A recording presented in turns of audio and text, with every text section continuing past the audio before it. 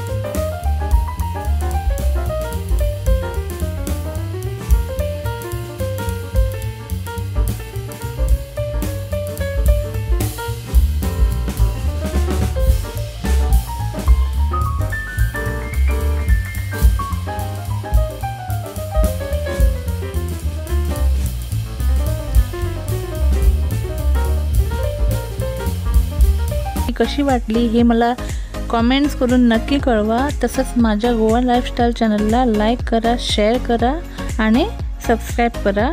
आता तसंच पुढे भेटूया आम्ही नवीन एक रेसिपी घेऊन।